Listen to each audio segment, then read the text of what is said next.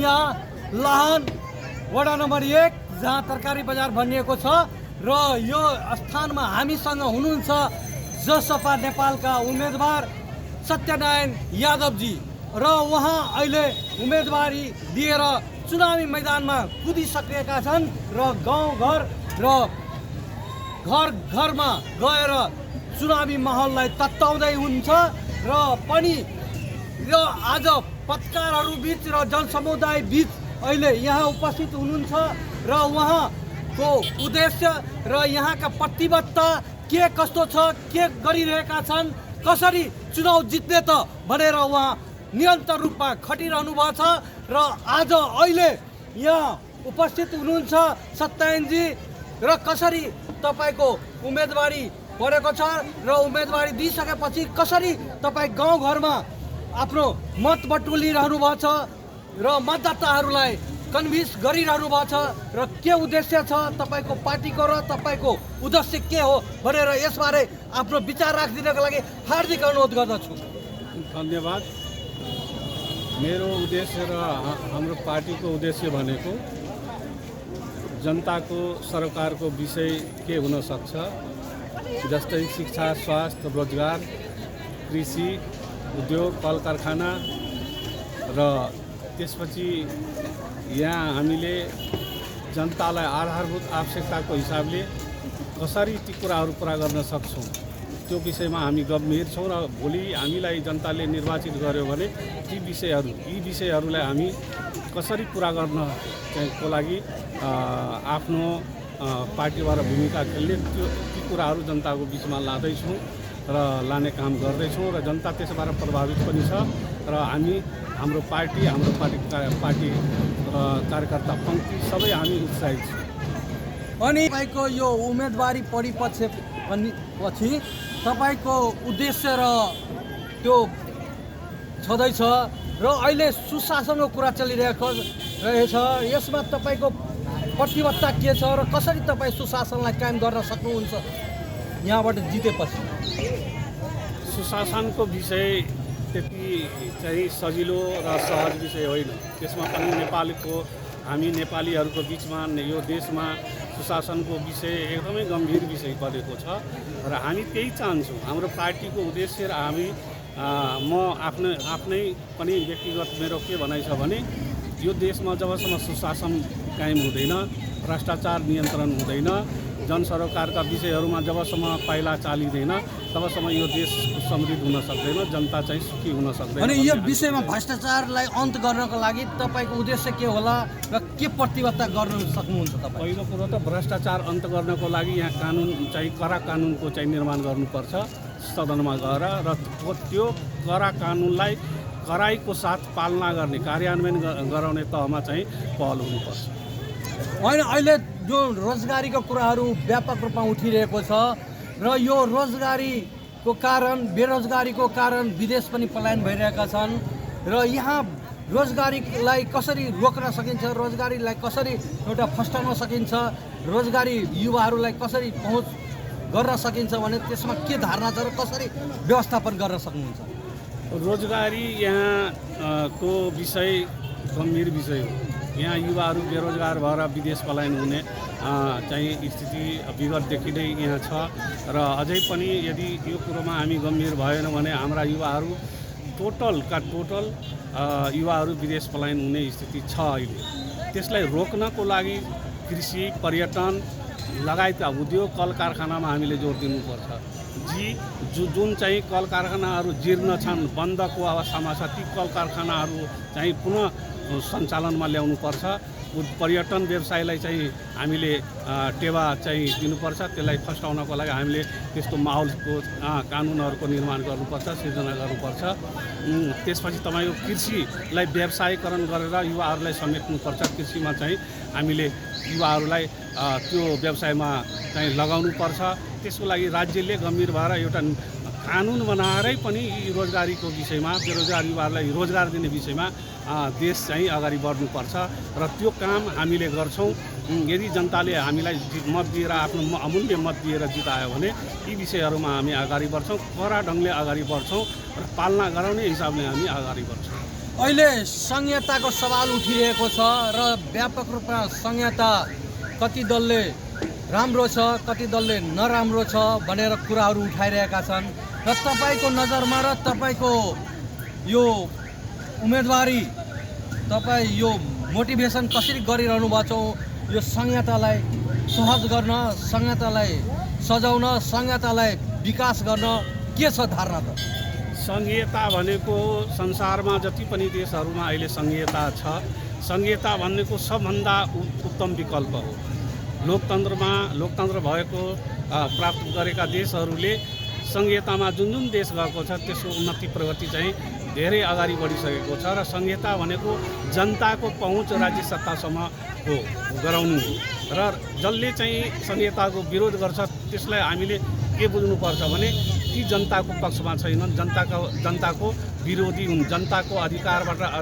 वञ्चित गराउने खालका ती चाहिँ प्रवृत्तिका पार्टी अथवा होस् अथवा व्यक्ति होस् ती जनता विरोधी हुन्। धन्यवाद। र अहिले समसामयिक विषयमा अहिले व्यापक रूपमा कुरा के उठिरहेछ भने शिक्षा स्वास्थ्य र कृषि यो तीनवटा क्षेत्रमा व्यापक रूपमा मधेसमा कमजोरी देखिएका छन् र यो तीनवटा विषयलाई कसरी म्यानेजमेन्ट गर्न सक्नुहुन्छ र त्यसलाई कसरी शक्तिशाली र व्यवस्थित गर्न सक्नुहुन्छ त्यसको नीति निर्माणको लागि के गर्न सक्नुहुन्छ तपाईँ?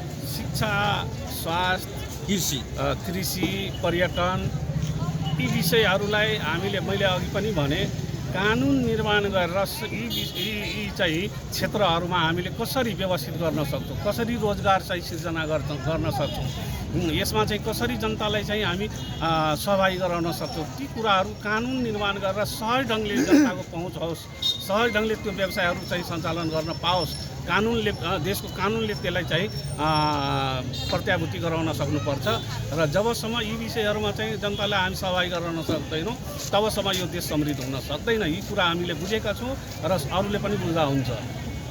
यो कुरा व्यापक रूपमा चलिरहेको छ र त्यही सिलसिलामा अहिले उहाँ सत्येन यादवको उम्मेदवारी जसपाबाट परेको छ र उहाँ जित्नको लागि गाउँ गाउँ घर घर पुगिरहेका छन् र त्यही सिलसिलामा अडियन्सबाट पनि प्रश्न आउन सक्छन् र अन्य पत्रकारहरूले पनि प्रश्न गर्न चाहनुहुन्छ भने उहाँ अहिले यहाँ हुन्छ र प्रश्न राख्न सक्नुहुन्छ। संसदको चुनाव राष्ट्रको कानुन बनाउने थल्लोको लागि हुने चुनाव हो। तपाईँ सिराहा जिल्ला निर्वाचन क्षेत्र नम्बर 1बाट चुनिरहँदा एउटा जिल्लाको निर्वाचन क्षेत्रबाट चुनिनुहुन्छ तर राज्यको लागि तपाईँ काम गर्ने प्रतिनिधित्व गर्नुहुनेछ संसदमा।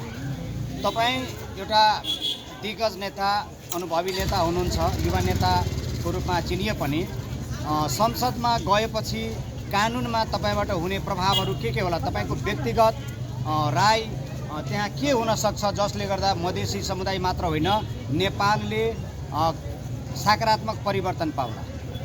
जनताको मैले भने नि जनताको आधारभूत आवश्यकता भनेको शिक्षा स्वास्थ्य र रोजगार नै हो र यो क्षेत्रभित्र पर्ने जति पनि विषयहरू छ अघि मैले भने कृषि भयो त्यसो पर्यटन भयो कल कारखाना चाहिँ सञ्चालन गरेर यी विषयहरूलाई समेट्न सकिन्छ र जनतालाई चाहिँ त्यसमा इन्भल्भ गर्न सक्यौँ भने जनता समृद्ध सुखी हुन सक्छ जनता देश समृद्ध हुन सक्छ र बेरोजगारी समस्याको समाधान हुन्छ।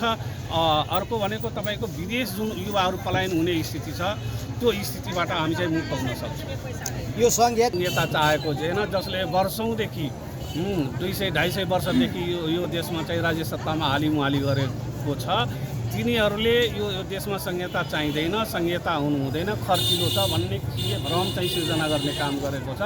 यसबाट खास गरेर मधेसी जनजाति आदिवासी दलित महिला मुस्लिम समुदाय यसबाट चाहिँ बढी प्रभावित छ बढी चाहिँ त्यसले फाइदा चाहिँ यो खास गरेर यी समुदायहरूले जसरी चाहिँ राज्यले आजसम्म यिनीहरूलाई राज्यको विभिन्न अङ्गमा पहुँच चाहिँ छैन ती समुदायहरूको लागि संहिता जरुरी छ र हामीले उठाउँदै आएको कुरा चाहिँ संहिता खास गरेर मधेसी महिला मुस्लिम दलित यी समुदायलाई चाहिन्छ र यी समुदायहरू कहिले पनि भनेको छैन कि हामीलाई संहिता चाहिएको छैन। जसले संहिता हिजो पनि चाहेको थिएन, आज पनि त्यही भ्रम छरेको छ र भोलि पनि त्यही गर्छ। त्यसैले म जनतालाई आग्रह गर्न चाहन्छु यस्ताहरूबाट चाहिँ सचेत रहनुपर्छ। खास गरेर मधेसी समुदाय संहिता विरोधीहरूसँग सचेत रहनुपर्छ। यो निर्वाचन भनेको धेरै नै महत्त्वपूर्ण निर्वाचन हो।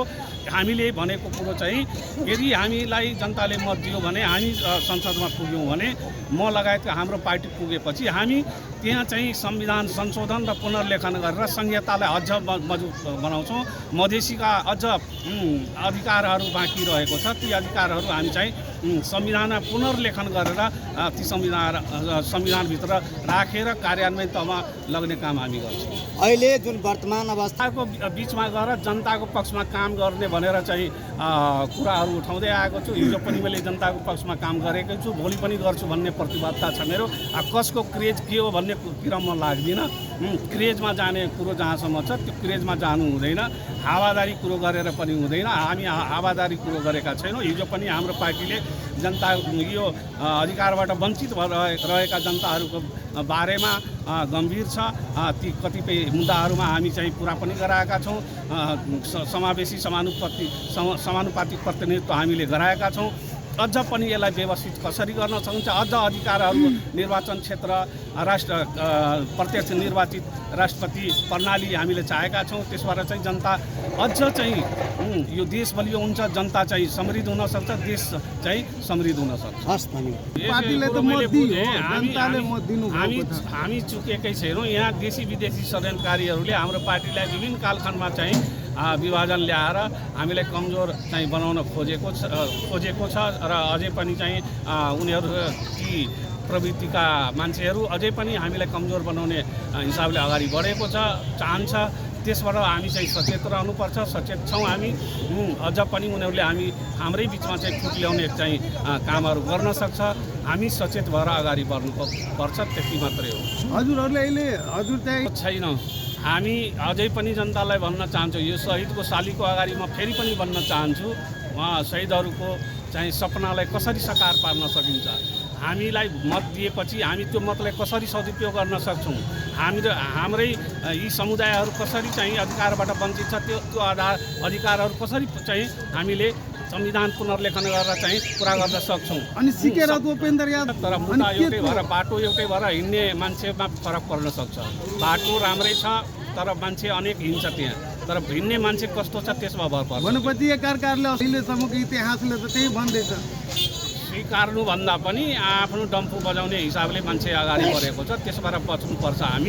हामीले हाम्रो मार्ग के हो भनेर हामीले जनताको बिचमा चाहिँ त्यो लगिसकेका छौँ। मार्गचित्र हामीले प्रस्तुत गरिसकेका छौँ र अलमलमा नपरिकन, कसैको चाहिँ बहकाउमा नपरिकन, भ्रमको खेती गर्नेहरूको चाहिँ उसमा नपरिकन हाम्रो जे मार्ग छ, हिजो पनि हामीले जे भनेका थियौँ त्यो गरेका छौँ, आज पनि जे भन्दैछौँ त्यो हामी गर्छौँ भनेर जनतालाई विश्वास पार्न चाहन्छु। के मधेसको राजनीतिक पहिचानको लागि हो, अधिकारको लागि हो। राजनीतिक अधिकार जबसम्म जनताले प्राप्त गर्दैन तबसम्म यो देशमा केही पनि चाहिँ के अरे विकासका कुराहरूदेखि लिएर केही पनि अगाडि बढ्न सक्दैन। र यहाँ वञ्चितीकरण रहेका जनताहरू जबसम्म राजनीतिक अधिकार प्राप्त गर्दैन तबसम्म राज्यको चाहिँ हरेक अङ्गमा पहुँच हुँदैन र जबसम्म पहुँच हुँदैन तबसम्म यो देश समृद्ध हुन सक्दैन, जनता चाहिँ सुखी हुन सक्दैन। अन्तमा के भन्न चाहन्छु? अन्तमा म सबै जनसमुदायलाई भन्न चाहन्छु, म तपाईँहरूको एउटा सेवक भएर काम गर्नेछु। हिजोसम्म पनि म सेवक भएर काम गरेको छु र तपाईँहरू जुन समस्याबाट ग्रसित हुन्छ त्यो समस्याबाट म अवगत छु। तपाईँहरूको समस्या समाधान गर्नको लागि मेरो हरेक चाहिँ कदम चाहिँ अगाडि बढ्नेछ। त्यसको लागि म जे गर्नु परे पनि जनताको बिचमा म आश्वस्त गर्न जनतालाई चाहन्छु कि त्यो काम चाहिँ म गर्न चाहिँ तयार छु। तपाईँहरू मलाई चाहिँ मत दिएर, आफ्नो अमूल्य मत दिएर मलाई जिताउनुहोस्।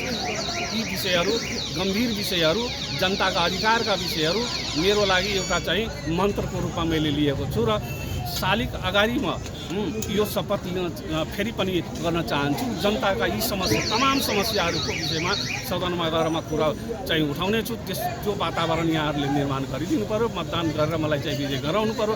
यही नै मेरो सबैसँग विनम्र आग्रह र अनुरोध छ जनतासँग। र आजको कार्यक्रम यही समापनको घोषणा गर्दछु।